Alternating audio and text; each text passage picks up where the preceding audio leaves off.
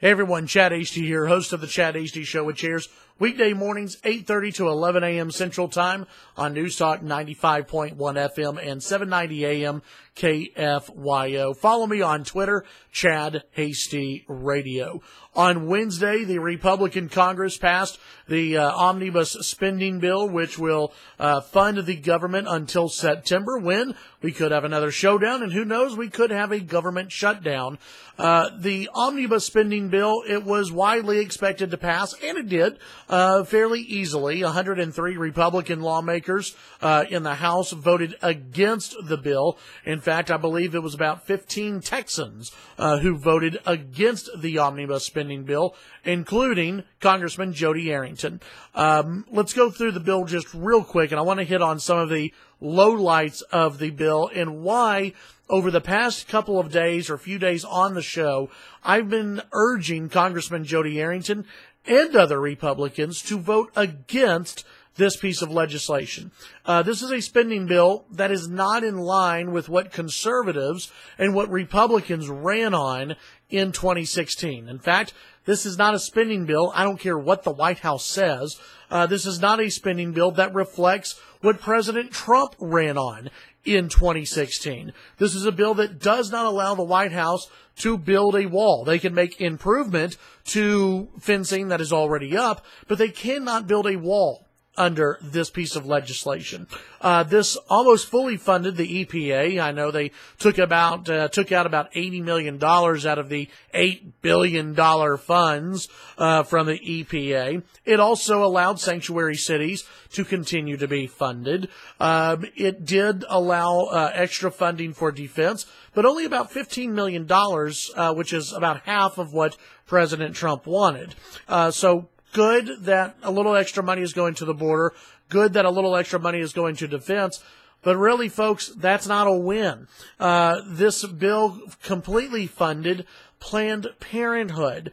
This bill also hurt cotton farmers and dairy producers as well, when you had lawmakers who wanted to help cotton farmers and dairy producers in this bill, but that funding was stripped out at the last minute.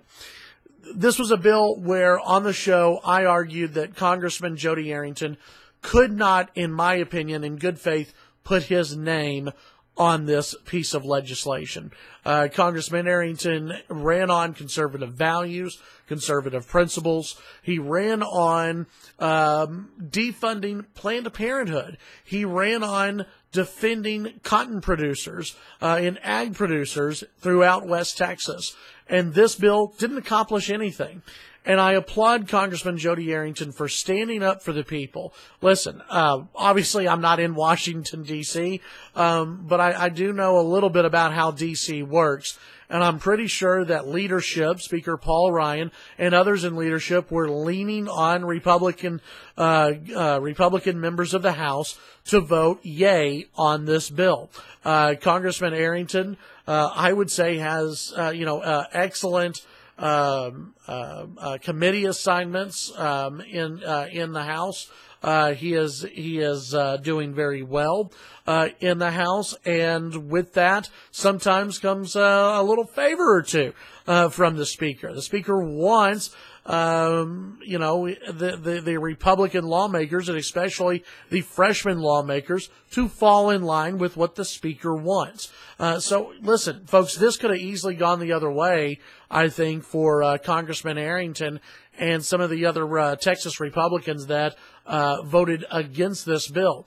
To me, a vote against this bill was a vote for the people. This was a vote for the district. This was a vote for all of us who have been really crying out and begging Congress to stop the runaway spending, to stop spending money on Planned Parenthood, to stop funding sanctuary cities, and to really move in a new direction.